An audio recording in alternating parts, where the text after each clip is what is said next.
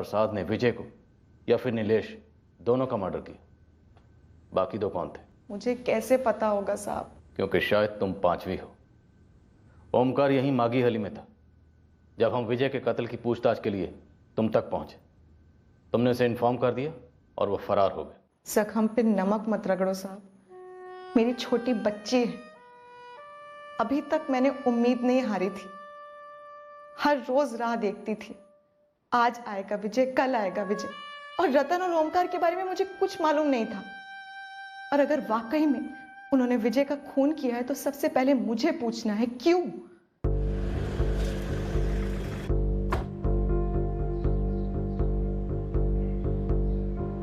रतन राव और ओमकार प्रसाद 2 महीने पहले गिरफ्तार हुए थे निखिल बार्गी नाम के एक आदमी के मर्डर में। धवल, तुमने फोन पर कहा था कि मर्डर का मास्टरमाइंड अभी तक तुम्हारी कस्टडी में है। संदीप दीक्षित नाम है उसका। संदीप को अभी तक बेल नहीं मिली और इस संदीप का विक्टिम निखिल बार्गी की वाइफ स्मृति बार्गी के साथ अफेयर चल रहा था। संदीप और स्मृति ने मिलकर साजिश रची थी निखिल के मर्डर की।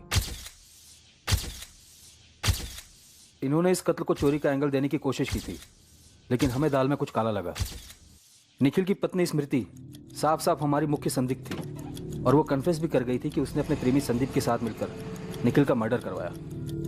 संदीप को तोड़ा तो उसने खुलासा किया कि उसने रतन राव और ओमकार प्रसाद को सुपारी दी थी निखिल बार्गी के खात्मे के लिए। हमें कोई इंटीमेशन ही नहीं मिला कि आप लोग रतन राव की तलाश में। धवल, मुझे संदीप से क्वेश्चन करनी है।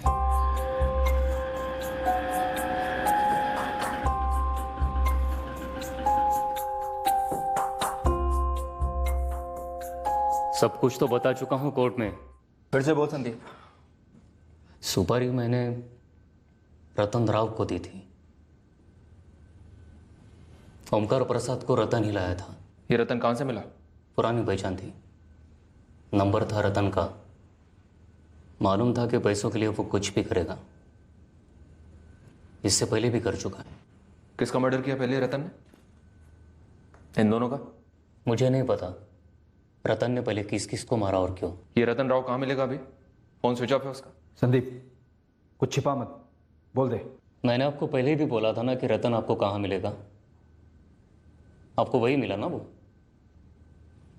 अब उसका और कोई ठिकाना है तो मुझे नहीं मालूम। कोई और जानकारी है उसके बारे में जो हमारे काम आ सके? रतन और ओमकार के साथ एक और बंदा आने वाला था। ओमकार लाने वाला था उसे। कार्तिक गिरी करके बंदा था। तो पहले क्यों नहीं बताया इस कार्तिक गिरी के बारे में? वो काम के लिए आया ही नहीं, तभी तो नहीं बताया। ये कार्तिक गिरी भी कंस्ट्रक्शन साइट पे काम करने वाला मजदूर है क्या? पता नहीं साहब। वो तो रतन मुझसे बोला था कि मर्डर के लिए और 2 आदमी उसके साथ आएंगे। ओमकार को तो मैं मर्डर की रात को मिला। वो ओमकार से पता चला कि कोई कार्तिक भी आने वाला था पर नहीं आ पाया। सर, एक बैड न्यूज़ है। अभी कार्तिक गिरी यहाँ से गायब हो गया। ये हो क्या रहा है जीतू? इस केस में लोग गायब होते हैं फिर मरे हुए पाए जाते हैं, और जिन लोगों की लीड हमको मिलती है वो लोग भी गायब हो जाते हैं। सर, यही सारी चीज़ों से मेरा दिमाग का दही हो रहा है। लेकिन सर, वो उस कार्तिक के साथ में जो दूसरा बंदा था ना, पद्माकर, वो अभी भी यही है। अभी मेरी उससे बात हुई। कार्तिक तो मेरा सिर्फ दोस्त है, वो भी यहाँ काम पे। बाकी टाइम वो क्या करता है क्या नहीं कैसे पता चलेगा? जब मैंने तुझसे और कार्तिक से पहले बात की तो तूने क्या बोला था कि तू ओमकार प्रसाद, रतन राव, नीलेश और विजय कोटियान इन सब को जानता है। अरे एक साथ मिट्टी उठाते थे हम। लेकिन तुझे कभी यही पता नहीं चला कि वो किस मिट्टी से बने। ओमकार प्रसाद और रतन राव दोनों हिस्ट्री शीटर हैं। ये लोगों की कुंडलियां निकलवाना तुम खबरियों का काम है, हम मजदूरों का नहीं। तू एक काम कर, हमारे सुपरवाइजर रामटेक अन्ना के पास जा और उसका सर खा। ये बात तो मेरी समझ के बिल्कुल बाहर है कि कोई विजय और नीलेश जैसे गरीब मजदूरों का मर्डर वर्डर क्यों करेगा। दूसरी बात, वो कार्तिक 2 दिन से काम पे नहीं आया। अब इतनी सी बात से मेरी ट्यूबलाइट कैसे जलेगी कि ये कार्तिक भी उस ओमकार की तरह पुलिस से बचता भाग रहा होगा। सर, मैं इस कार्तिक के घर पर होके आया, ताला लगा है वहाँ पर। उसके पड़ोसियों ने बताया कि वो बोरिया बिस्तर लेकर गायब हो गया। 2015 में दिवाली के टाइम 9 नवंबर को तेरे चंद्रू भिखारी ने 4 लोगों को विजय को पटरी पर लिटाते हुए देखा था। उन चारों में से 3 ये हो सकते हैं, ओमकार प्रसाद, रतन राव और ये कार्तिक गिरी। हमें इन तक पहुंचना है, इनको पकड़ना है जीतू। इन तीनों के पीछे मेरी पूरी फौज पड़ी। सर, मैंने उस कविता के बारे में बताया था ना आपको, जो नीलेश के गायब होने के बाद बार बार उसे पूछने आती थी 2010 में। वो जिसका पति दयानंद 2009 में गायब हुआ था। जी सर, भाई। मुझे लगता है इस कविता का इस केस के साथ जरूर कुछ लेना देना सर। क्योंकि नीलेश के गायब होने के बाद वो भी गायब हो गई थी यहाँ से।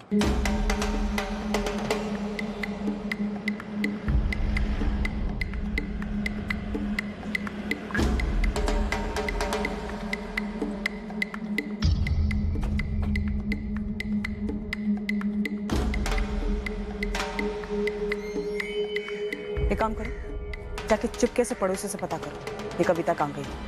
कहीं ऐसा तो नहीं कि उसकी दोस्त नफीसा ने उसको पहले से वार्न कर दिया। नहीं साहब, आपकी वो अंजलि मैडम ने कविता को कुछ बताने के लिए मना किया था, तो फोन तक नहीं किया मैंने कविता को। कविता का नीलेश कोटियान के साथ कोई रिश्ता था? मुझे सिर्फ इतना ही पता है कि नीलेश कविता के साथ काम करता था। 2010 में नीलेश गायब हुआ और 2015 में नीलेश का छोटा भाई विजय। पूरी पॉसिबिलिटी है कि दोनों का कत्ल हुआ। ये कत्ल वत्ल तो मैं नहीं जानती, पर कविता 2007 में सोलापुर से माघी हल्ली आई, पर मेरी उससे दोस्ती 2008 में हुई, जब मेरा पड़ोसी दयानंद मालगी उसे ब्याह कर लेकर आया चित्रापुर बस्ती में, जहां मैं पहले रहती थी। और दयानंद मालगी गायब हुआ 2009 में, तो हो सकता है दयानंद मालगी का भी मर्डर हुआ, वैसे ही जैसे शायद नीलेश और विजय का हुआ।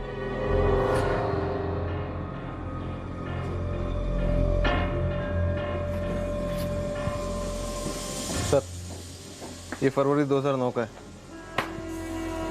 क्या माजरा है?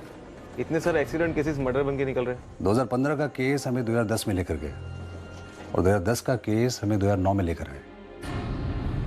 क्राइम ब्रांच को शक है कि 2009 में किसी शख्स दयानंद मालगी को ट्रैक पर लिटा के मर्डर किया गया हो सकता है। नफीसा, जब दयानंद मालगी गायब हुआ तो उसकी पत्नी कविता ने कोई मिसिंग कंप्लेंट नहीं लिखवाई, क्यों? घर आई चमकती तकदीर को कौन ठुकराएगा साहब। मतलब? 2008 में मेरा पड़ोसी दयानंद मालगी कविता को ब्याह कर लाया, पर सच कहूं साहब, उसकी औकात ही नहीं थी कि उसकी कोई औरत हो। पहले शराब पीता था, फिर कविता का खून। कभी कभी तो ऐसी हालत कर देता था कि कविता काम पर भी नहीं जा पाती थी। भाग जा कविता, छोड़ दे दयानंद को, तोड़ दी ये शादी। कभी कभी मैं भी यही सोचती हूँ नफीसा दी, पर हिम्मत ही नहीं होती। अगर हिम्मत होती तो उस दयानंद से कभी शादी नहीं करती, पर आई को ना बोलने की हिम्मत नहीं थी मुझ में।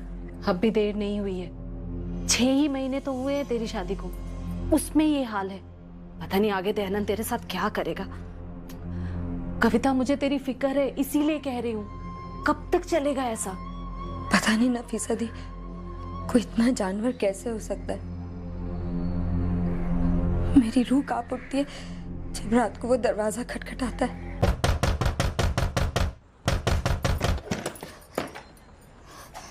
वो मैं आपके लिए रोटी बना रही थी, इसलिए दरवाजा खोलने में देरी हो गई।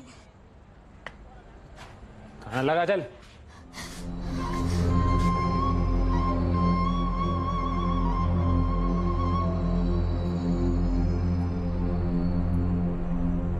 उसके वैश्यपन को सह नहीं पा रही थी कविता, लेकिन भागकर जाने की हिम्मत भी नहीं जुटा पा रही थी वो। 1 साल ये सब सहते सहते जिंदा लाश बन गई थी वो साहब। वो तो कविता की तकदीर अच्छी थी कि एक रात दयानंद लौटा ही नहीं और उस दरवाजे पर दहशत वाली दस्तक रुक गई।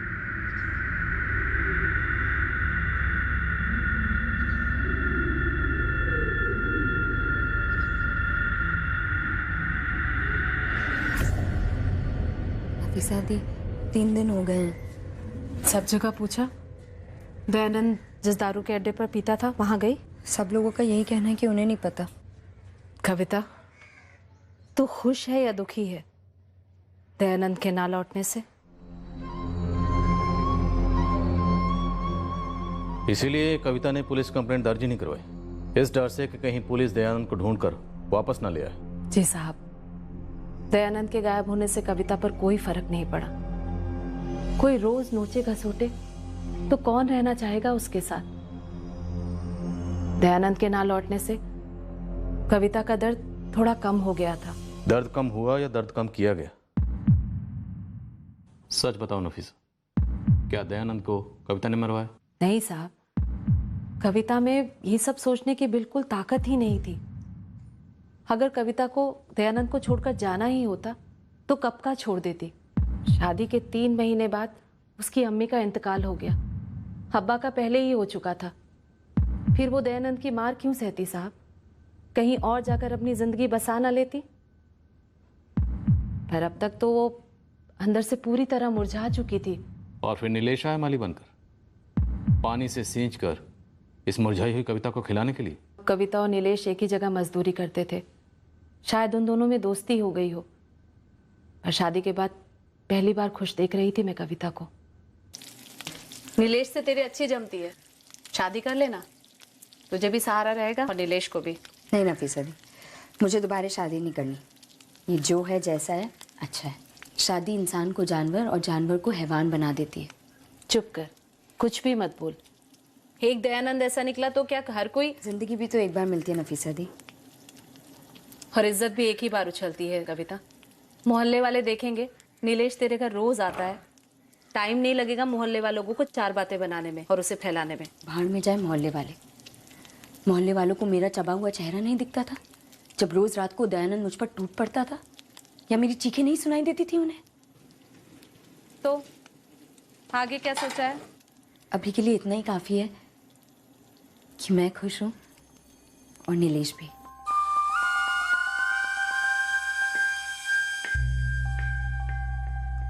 हमें एक दूसरे का साथ पसंद है। काम का बोझ जैसे महसूस ही नहीं होता और वक्त कैसे निकल जाता है पता ही नहीं चलता। वो घर आता है तब भी बहुत अच्छा लगता है। इंसान है वो, अच्छा इंसान। हम दोनों एक दूसरे से बहुत ही नाजुक धागे से बंधे हैं। अगर धागा ज़्यादा कस लिया तो या तो धागा टूट जाएगा या गले का फंदा बन जाएगा। पर कभी ना कभी तो इस रिश्ते को नाम देना ही होगा ना।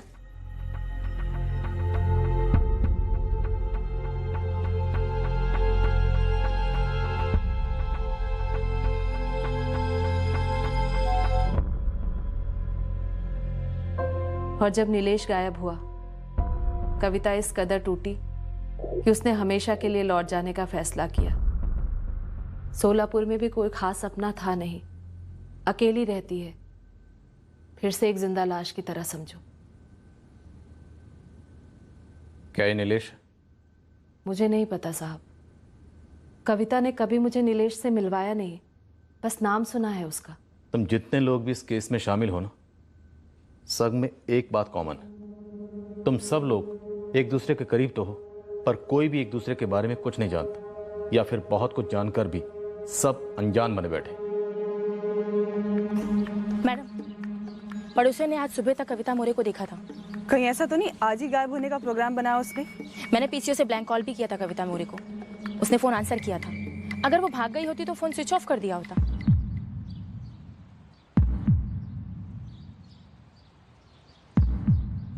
कविता मोरे जी, हम तुम्हें लेने आए हैं कविता, क्राइम ब्रांच से। पर क्यों?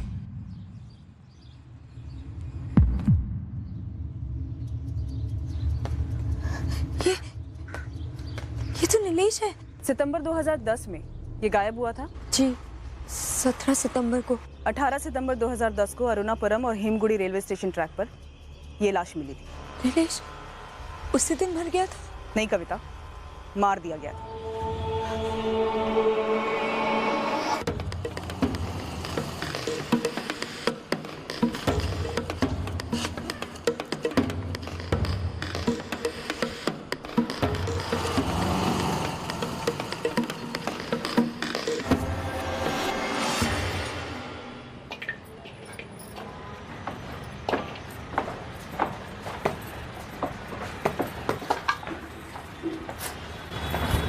कविता रोज रोज क्यों झेलती है उस जानवर को?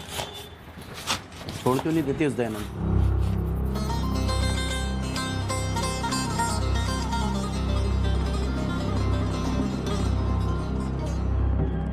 कविता, अब तो दयानंद तुम्हारी जिंदगी की तस्वीर से गायब है। मुझे ऐसी तस्वीर ना फिर से बनानी और ना ही देखनी है। बहुत डरावनी होती है शादी की तस्वीर। मतलब तुमको मुझ पर भरोसा नहीं है? ऐसा नहीं है नीलेश, पर धोखे और दर्द पे ज्यादा भरोसा है। और अब दर्द झेलने की ताकत नहीं है मुझ में। हर ईंट एक जैसी लगती है, लेकिन होती अलग अलग है। वैसे ही मर्दों का भी है। नीलेश, बात पूछो। हाँ पूछो। दयानंद के साथ क्या हुआ है? कहाँ है वो? कविता, तुम कहना क्या चाहती हो? दयानंद को मैंने गायब करवाया है। नीलेश, मैं ये मान ही नहीं पा रही हूँ कि दयानंद जैसा इंसान अपनी मर्जी से सब कुछ छोड़ छाड़ के ऐसे कैसे जा सकता है। तुम चुप क्यों हो नीलेश?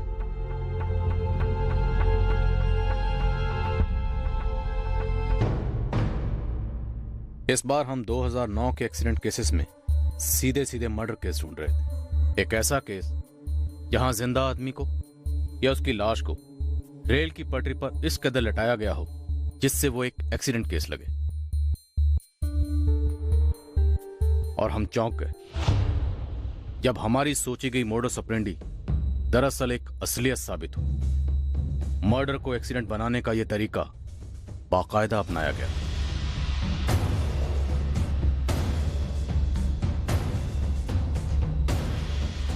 क्या अब हम ये मानकर चल सकते हैं कि 2009 में दयानंद मालगी का भी कत्ल हुआ हो, जैसे 2010 में नीलेश का और 2015 में नीलेश के छोटे भाई विजय कोटियन का?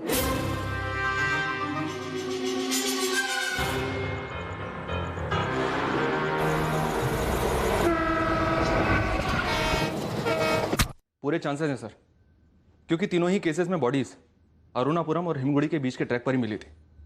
लेकिन एक बात खटक रही है सर, तीनों ही केसेस में अलग अलग जीआरपी ऑफिसर्स थे। तीनों ही केसेस में बॉडीज को ट्रैक पर इस तरह से प्लेस किया गया है ताकि उनके चेहरे बिगड़ जाएं। ऊपर से ये तीनों विक्टिम्स ड्रंक थे सर। अब ये समझ में नहीं आ रहा है कि इन तीनों में से किसी भी केस में पोस्टमार्टम के बाद भी इस मोडस ऑपरेंडी को क्वेश्चन क्यों नहीं किया गया। शायद इसलिए क्योंकि तीनों ही केसेस को बारीकी से ऑब्जर्व नहीं किया गया। अक्सर लोग नशे की हालत में रेलवे ट्रैक पर चलते हुए इसी तरह मारे जाते हैं, इसलिए शायद तीनों मर्डर्स को एक्सीडेंट केसेस मान लिया गया।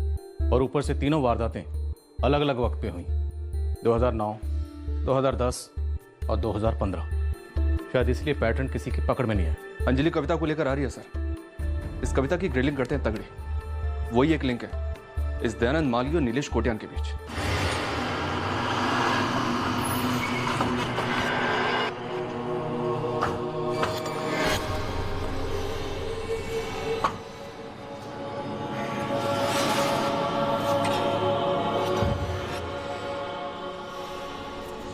जी, ये मेरे पति दयानंद मालगी हैं। 14 जुलाई 2009। तारीख सही है? जी, हम दोनों पूरा दिन साइट पर काम कर रहे थे। शाम को मैं घर चली गई और रोज की तरह पीने चले गए और फिर रात भर घर नहीं आए।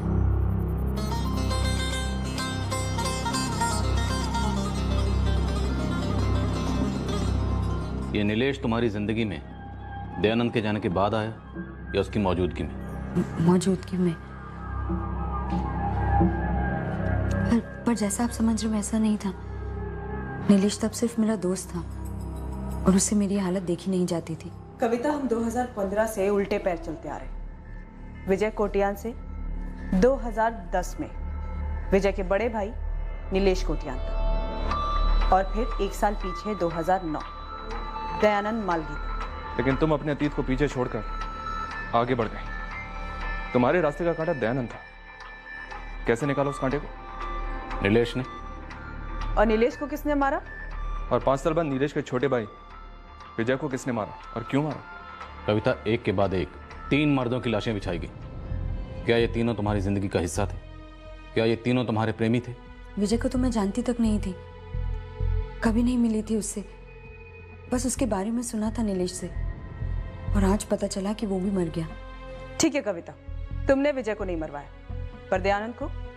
क्या नीलेश ने तुम्हारे कहने पर दयानंद को मार दिया या फिर तुम्हारे पीठ पीछे, ताकि वो दयानंद को तुम्हारी जिंदगी से दूर कर पाए और खुद उसकी जगह ले पाए? नहीं, ऐसा नहीं है। मुझे तो खुद नीलेश पर शक था, इसलिए मैंने उससे कई दफा पूछा, पर हर बार वो यही बोलता था कि वो ऐसा नहीं कर सकता। ओमकार प्रसाद, रतन राव, कार्तिक गिरी, ये तीनों कंस्ट्रक्शन साइट के कामगार और पेशेवर हत्यारे भी हैं। ये तीनों मर्डर्स में शामिल हो सकते हैं। तुम इन तीनों को जानती हो? नहीं साहब, मैं ये रतन ओमकार वगैरह को नहीं जानती। कार्तिक को जानती हूँ और उससे दयानंद के बारे में पूछा भी था मैंने। कार्तिक, तुमने दयानंद को देखा क्या? वो 4 दिन से घर नहीं आया है। हाँ, मैंने भी कई दिनों से दयानंद को यहाँ पर नहीं देखा है, पर मुझे नहीं पता वो कहाँ है। मैंने उस दयानंद के आई बाबा से भी पूछा, पर उन्हें भी कुछ नहीं पता। तुम फिजूल में अपना दिल जला रही हो, जबकि दयानंद का दिल किसी और औरत के लिए जलता है। मतलब वो उसके साथ भाग गया क्या? हो सकता है। वैसे मुझे उन दोनों के लफड़े के बारे में पहले से पता था, पर अब उनका निजी मामला में दखल देने वाला कौन होता हूँ। और कविता, समझने की कोशिश करो, दयानंद तुम्हें छोड़ के जा चुका है। अब उसका इंतजार करना महज एक बेवकूफ़ी है। सच कहूं साहब, मुझे दुख महसूस नहीं हुआ था, बल्कि एक तरीके से सुकून ही मिला था दयानंद के जाने से। बस छोटी सी दुआ निकली दिल से कि उस औरत को दयानंद का प्यार मिले जो मुझे कभी नहीं मिला था। अगर तुम्हें दयानंद के जाने से इतनी राहत मिली थी और तुम उस औरत को इतनी दुआएं दे रही थी, तो तुम्हें नीलेश पर शक क्यों हुआ? साहब, शक इसलिए हुआ था क्योंकि दयानंद जैसे जालिम इंसान को किसी औरत के साथ भागने की ज़रूरत ही नहीं थी। अगर वो चाहता तो मुझे घर से निकाल देता और उस औरत को घर ले आता, और वो ये सब बहुत आसानी से कर सकता था। इसीलिए शक हुआ साहब कि वो गायब नहीं हुआ, बल्कि गायब करवाया गया है। फिर भी तुम पुलिस के पास नहीं गई कविता? साहब, कौन अपने पैर पर खुद कुल्हाड़ी मारता है? दयानंद का मेरी ज़िंदगी से दूर चली जाना मेरे लिए अच्छी खबर थी। और कविता, तुम्हारी ये अच्छी खबर खून में लिखी गई थी। 14 जुलाई 2009 तुम्हारा पति दयानंद घर वापस नहीं आया, और 15 जुलाई 2009 को अरुणापुरम और हेमगुड़ी रेलवे ट्रैक पर उसकी लाश मिली। और कविता, तुमने कभी सोचा भी नहीं होगा कि लाशें भी बोलती हैं। तुमने सिर्फ ये सोचा कि ओमकार, रतन और कार्तिक अपने काम में माहिर हैं। तुमने उनसे ये काम करवाया।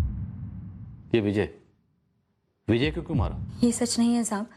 नीलेश के गायब होने के बाद 2010 में मैं मागी हल्ली छोड़कर सोलापुर चली गई थी। तो सोलापुर में बैठकर तुमने विजय का कत्ल करवाया? मोबाइल फोन को रिमोट कंट्रोल जैसे इस्तेमाल किया? विजय को क्यों मारा कविता? क्या उसे पता चल गया था कि नीलेश को तुम लोगों ने मरवाया? ओमकार प्रसाद, रतन राव और कार्तिक गिरी, इन तीनों के अलावा उनके साथ चौथा कौन था? सर, ये चंद्रू भिखारी। उसने कहा था कि उसने लाश को ठिकाने लगाते हुए 4 लोगों को देखा था, पिए हुए था। क्या पता उसने 3 आदमी और 1 औरत को देखा हो। ये कविता मोरे उर्फ कविता मालगी।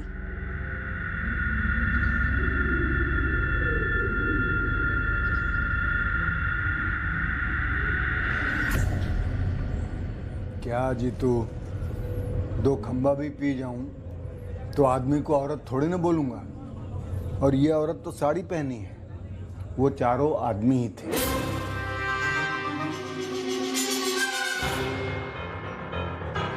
फटाफट काम कर दिया उन चारों ने, और पक्का उनमें औरत नहीं थी।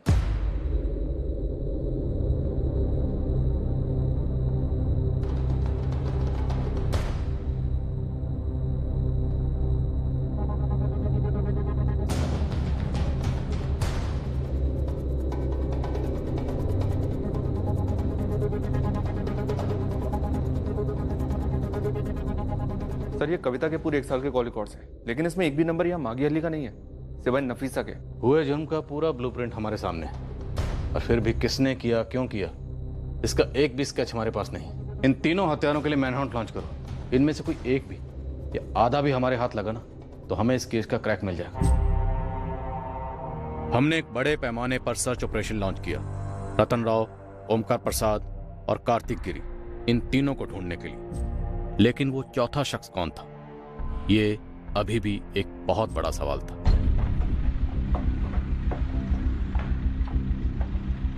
हमने ऐसी हर लोकेशन को स्कैन किया जहां इन तीनों को पनाह मिल सकती थी।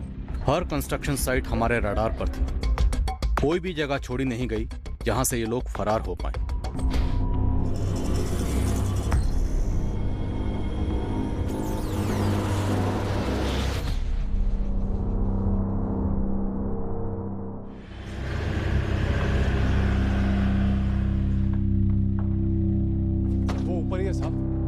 बिल्कुल भी भनक नहीं लगी उसको।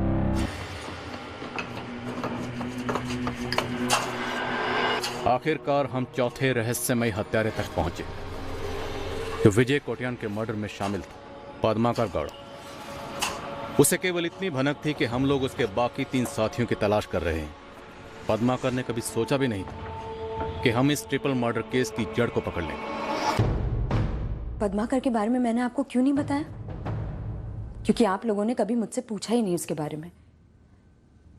क्या वो भी इस कांड में शामिल है? बस करिए नाटक। हाँ, वैसे ही तुमने हमें बड़ी चालाकी से इस पद्माकर के बारे में एक शब्द भी नहीं बताया पहले। ऐसा नहीं है। जैसा भी है, गड़े मुर्दे उखड़ चुके हैं, अब सारे कंकाल सामने हैं। इन हत्याओं में मेरा कोई हाथ नहीं था। एक बात और, मैं पद्माकर को पूरी तरह भुला चुकी हूँ। अब वो मेरी जिंदगी का हिस्सा नहीं है।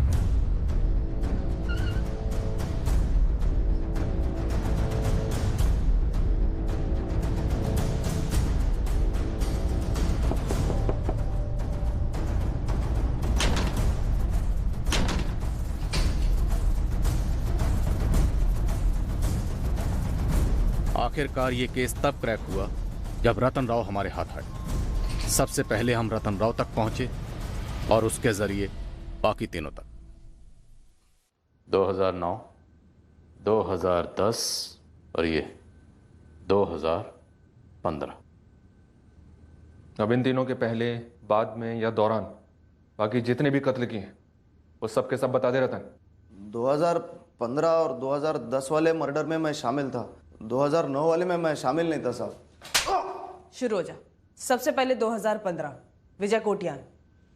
क्यों मारा तूने विजय कोटियान को? वो तो तेरा दोस्त था ना?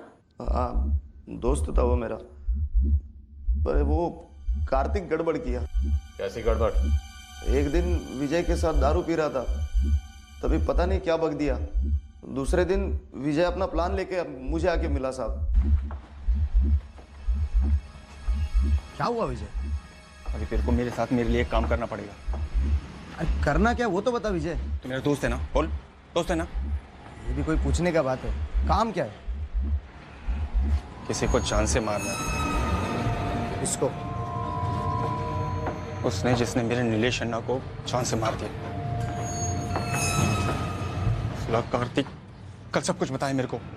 5 साल से मेरे से सब कुछ छुपा के रखा था वो। ए कार्तिक, क्या बोल रहे बे? और नहीं तो क्या विजय, तो कविता को लेकर उसके दिल में खंजर गड़ा है, खंजर। वो कविता भी उस पर मरती थी। छोड़ना है यार। तो क्यों छोड़ना? क्यों छोड़ना? मेरे को पता पड़ा था कि मेरा नीलेश अन्ना किसी कविता के लिए पागल है। वो कविता तो 5 साल पहले ही अपने गांव लौट गई, और अभी तू बोल रहे तो पद्माकर ने मार डाला ना? अरे क्यों बाल की खाल निकाल रहा है? जाने देना। अरे निकालूंगा ना यार, बाल की खाल निकालूंगा मैं। मेरा नीलेश अन्ना 5 साल से घर नहीं लौटा। मेरे अम्मा अब्बा का हालत खराब है उसका इंतजार में, और अभी तू बोल रहा है बोलना वो पद्माकर ने मार डाला है मेरे अन्ना को, क्योंकि वो जान छिड़कता था कविता पे, है ना? बोलना। मैं नशे में कुछ भी स्टोरी बना रहा हूँ। तेरे ग्लास खाली है, ले लेना। अरे पक्का मालूम है मेरे को, उसने पद्माकर ने मेरे अन्ना को मार डाला, और दयानंद को भी उससे पहले पद्माकर ने मारा होगा। अरे क्या बोल रहा है विजय? सच बोल रहा हूँ मैं, एकदम सच। मैं तेरे से पूछता हूँ, तू साथ देगा ना मेरा? उसको मारने में मेरा साथ देगा ना? पद्माकर को मारने में? उसके बाद ओमकार को भी साइड में लूंगा मैं। बोल, साथ देगा ना मेरा? साले कमीने, 5 साल के बाद उल्टी कर दिया ना? हाँ? यार पद्माकर, मैंने ऐसा कुछ नहीं बोला। देखो बस नशे में बक दिया मैंने। भाई मुझे माफ कर दे। देख तेरे पैर पड़ता हूँ भाई। क्या बोला क्या तू उसको? ऐसा कुछ नहीं बोला यार पद्माकर। वो तो बस विजय मुझसे पूछ रहा था कि पद्माकर इतना दुखी क्यों रहता है, तो मैंने कह दिया कि कविता पे लट्टू था यार। पर मैंने ऐसा कुछ नहीं बोला भाई। यार वो जो सन की विजय है ना, वो 2 का 2 6 कर रहा है। माँ का, तो मैंने ऐसा कुछ नहीं बोला पद्माकर। देख पद्माकर, ऐसा है कि अगर मैं और ओमकार साथ ना भी दे, मुकर जाए, तो भी विजय तेरे ऊपर हमला करेगा किसी को साथ में लेके। खून सवार है उसके सर पे। वो बदला लेना चाहता है अपने भाई नीलेश की मौत का। विजय ने उसी के साथ बदले का प्लान बनाया जिसने उसके भाई को मार डाला था, मतलब तुम्हारे साथ। तब तो विजय को सिर्फ इतना पता था कि पद्माकर ने नीलेश को मार डाला। अगर विजय को मालूम पड़ता कि हम तीनों भी इसमें शामिल है, जैसे कि मैं, ओमकार और कार्तिक, तो हमारे भी पीछे पड़ जाता। नीलेश को कैसे मारा तुम लोगों ने? कार्तिक को बोला नीलेश को पिलाने ले जाने को, और जब वो टाइट हुआ तब हम वहाँ पहुँचे। नीलेश, कविता से बात की तूने शादी के लिए? हाँ की, लेकिन ना वो हाँ बोल रही है ना ना। ऐसा क्यों? अरे उसका पति था ना दयानंद, जानवर था जानवर। अच्छा वो उसकी जिंदगी से निकल गया। दयानंद का दिया हुआ दर्द, उसका डर कविता के दिल से नहीं निकल रहा। अच्छा नीलेश, तुझे पता है कविता की जिंदगी से दयानंद को किसने बाहर निकाला? नहीं, तुझे पता है? कार्तिक।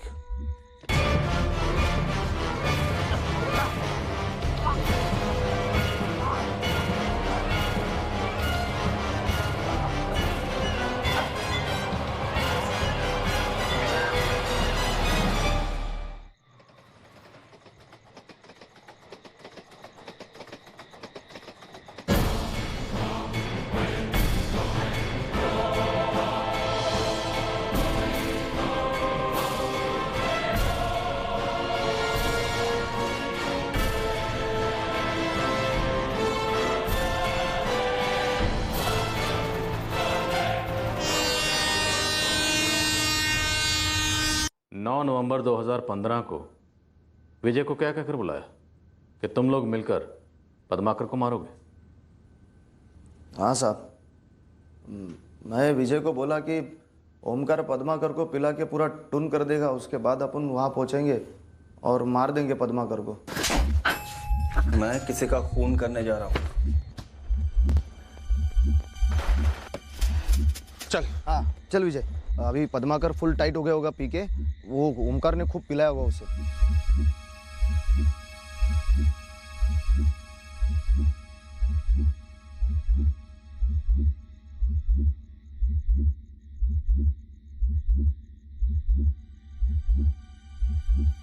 मेरे नीलेश अन्ना को मारा तूने उस कविता के लिए ना?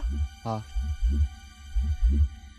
हालांकि मारने का बिल्कुल भी दिल नहीं था, जैसे कि तुझे भी मारने का दिल नहीं है, पर क्या करें, मजबूरी है।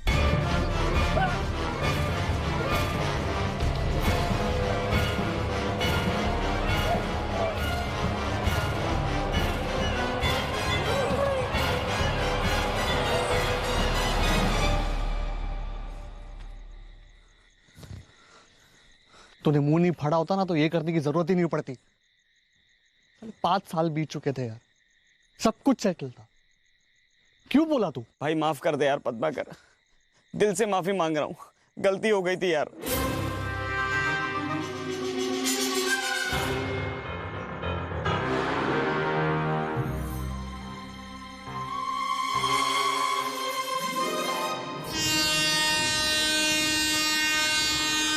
जैसा कि आपको बोला साहब, नीलेश और विजय को हम चारों ने मिलकर मार डाला, पर 2009 वाले मर्डर में मैं शामिल नहीं था साहब। अभी कुछ टाइम पहले ये जो निखिल मार्गी का मर्डर किया तुम दोनों ने, ओमकार और तूने मिलकर, इसके अलावा और कितनी सुपारियां ले चुके हो तुम दोनों आज तक? जो किया सब बता दिया, उसके अलावा कभी कुछ नहीं किया हमने। ईश्वर, इससे पहले कि पद्माकर गायब हो, उठाओ इसे।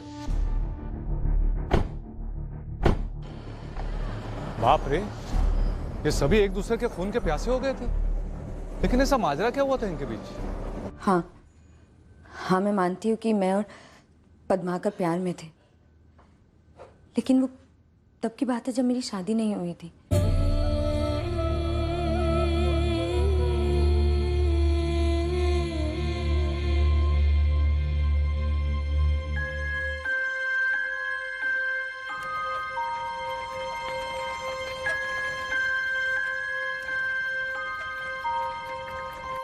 पद्माकर आई नहीं मानेगी, उन्हें हमारी जात का लड़का ही चाहिए। कविता, हम दोनों एक ही जात के हैं, गरीब जात, और अगर हम दोनों मिलकर मेहनत करें ना तो जात बदल कर अमीर जात के हो सकते हैं।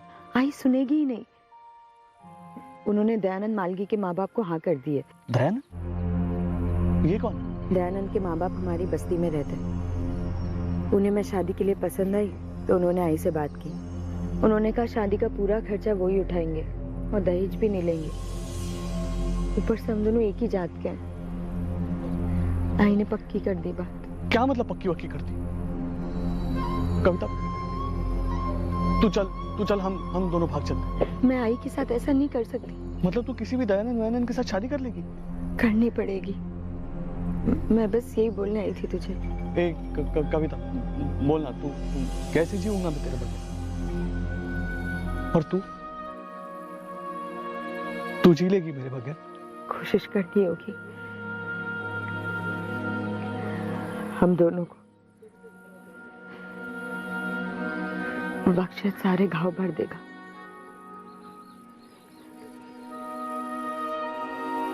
साहब, अगर आप किसी से बहुत ज्यादा प्यार करते हो तो क्या उसे रोज सामने पीटा हुआ देख सकोगे?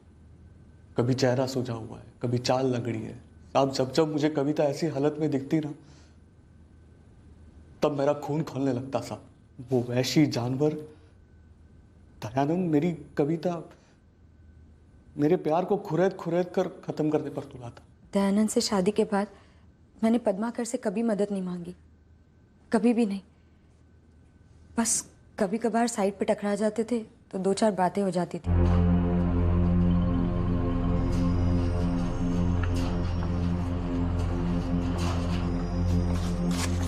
कविता, तेरे चेहरे पर दयानंद के हाथ के निशान देखकर दिल फटता है मेरा। सच में दिल फटता है। नसीब पद्माकर, नसीब। तेरी माँ खुश है तेरी हालत देखकर? मेरी आई को मेरी हालत दिखती कहाँ है? वो तो बस एक ही बात दोहराती रहती है, दयानंद पति है तेरा, संभाल उसे। अरे बहुत संभाल लिया, अब तू अपनी जिंदगी संभाल। तेरी जिंदगी तुझे खुद जीनी है, तेरी आई को नहीं। मैंने परमाकर को कभी नहीं कहा कि दयानंद को मार दो। पर उसने दयानंद को मार दिया है, वो ये कबूल कर चुका है। क्या पद्माकर ने आपको कहा कि मैंने उससे कहा? मुझे पूछने दीजिए उससे, कब कहा था मैंने कि दयानंद को मार दो? देखो पद्माकर, मैं तो कहता हूँ कविता को भगा के ले जाओ, क्यों झंझट पालना? कविता ऐसे नहीं भागेगी कार्तिक। कविता मेरे साथ तभी चलेगी जब दयानंद उसकी दुनिया से नहीं, पूरी दुनिया से चला जाएगा।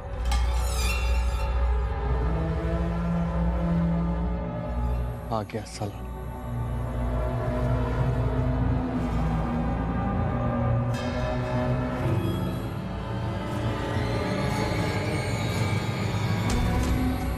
जिस कविता को मैं फूल जैसा रखता था, उसको कैसे मुरझा डाला रे तूने? हाँ, आदमी है क्या हैवान? हाथ पकड़ उसका।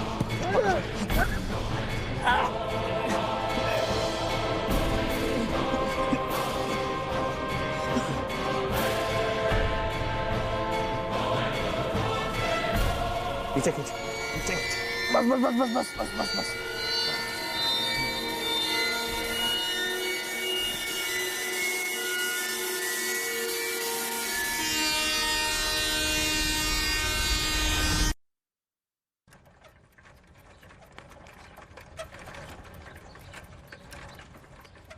चल कविता, साथ चलते। मैं ठीक हूँ। अरे कविता, मैंने कब बोला कि तू ठीक नहीं है? देख, मैं तेरे घर की तरफ ही जा रहा हूँ, तुझे छोड़ देता हूँ डबल सीट पे। मैं पैदल चली जाऊंगी।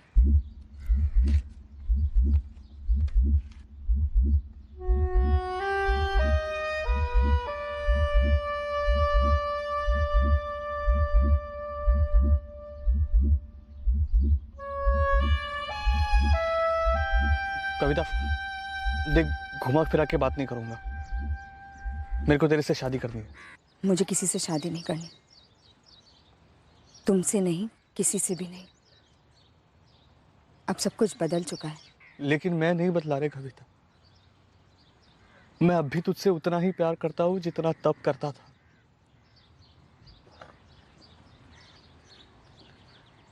मैं वही हूँ। मैं वो नहीं हूं। देखो, मैं घुमा के बात नहीं करूंगी,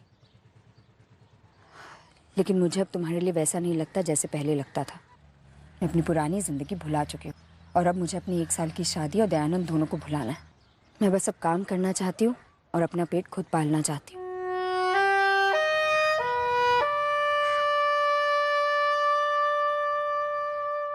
ऐसा होता है कभी, आपको भी मालूम होगा कि प्यार खत्म हो जाता है किसी के लिए। पर पद्माकर ने दयानंद को खत्म कर दिया और फिर नीलेश को भी, जिससे तुम प्यार करने लगी थी। यही बात पल्ले नहीं पड़ रही है मैडम। पद्माकर किसी को मारने वाला गुंडा बदमाश नहीं था, भला इंसान था वो। पता नहीं उसे क्या लगा उसे कि दयानंद और नीलेश को मार के वो मुझे हासिल कर लेगा। कविता के प्यार में मैंने दयानंद को मार डाला, फिर मुझे नीलेश के बारे में पता चला, दिमाग सुन पड़ गया साहब।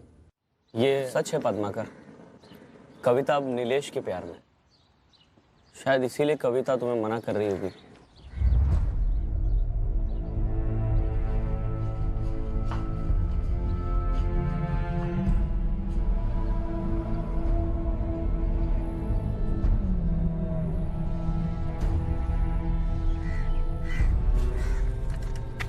क्या हुआ, कुछ पता चला? उसकी पड़ोसन मिली थी मुझे, नफीसा। क्या बोली वो? कहाँ गई है कविता? वो बोली कि कविता कहीं चली गई है, पूरे मोहल्ले में किसी को पता नहीं है। नफीसा से उसका नंबर लिया? लेकिन वो बोली कि नंबर बदल गया है और जो पुराना वाला नंबर है वो बंद आ रहा है। दयानंद और नीलेश को मैंने एक मकसद से मारा था, कविता को हासिल करने के लिए। लेकिन कविता ही मुझे ठुकरा कर चली गई। उसके बाद मेरा किसी भी चीज में दिल नहीं रखता था। एक कार्तिक की एक गलती की वजह से मेरी जान को खतरा था। साहब, अगर मैं विजय को नहीं मारता तो विजय मुझे मार डालता। ये लोगों को जान से मारकर रेल की पटरी पर चेहरा बिगाड़ना कब से चल रहा है? दयानंद पहला था साहब। उससे पहले मैंने जिंदगी में एक मक्खी तक नहीं मारी थी। सीधे सीधे बोल, कितने? सीधे सीधे बोल रहा हूँ साहब। दयानंद, नीलेश और विजय। मैं कविता की कसम खा के बोल रहा हूँ साहब। कविता इस सब के बारे में पहले से जानती थी ना? नहीं साहब, उसको तो रत्ती भर की खबर नहीं थी।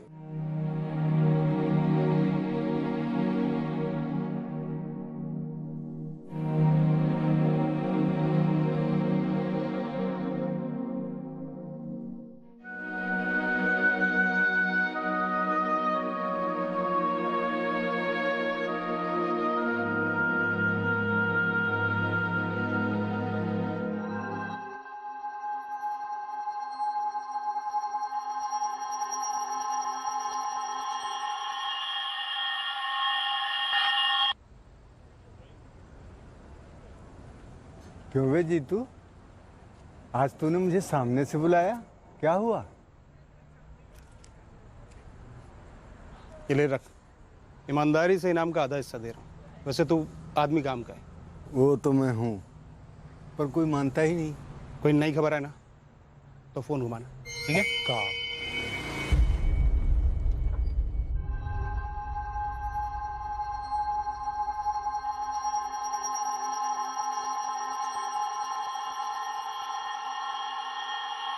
हमें पता लगा कि रतन राव, ओमकार प्रसाद और कार्तिक गिरी एक और सुपारी हत्या में शामिल थे। उन्होंने कबूल भी किया। फिलहाल उनकी इंटेरोगेशन चल रही है, उनकी और केसेस में इन्वॉल्वमेंट का पता लगाने के लिए। अगर दयानंद के एक्सीडेंट केस को थोड़ा और संजीदगी से लिया गया होता, अगर मर्डर होने के चांसेस टटोले गए होते, तो सच 8 साल पहले ही सामने आ जाता। अगर ऐसा होता तो 7 साल पहले नीलेश की मौत नहीं होती। और इसके चलते जाहिर है विजय भी बदला लेने के लिए घर से नहीं निकलता और मारा नहीं जाता। हमने पहले भी ऐसे कई केसेस हैंडल किए हैं जहां रेलवे ट्रैक पर लाश मिलती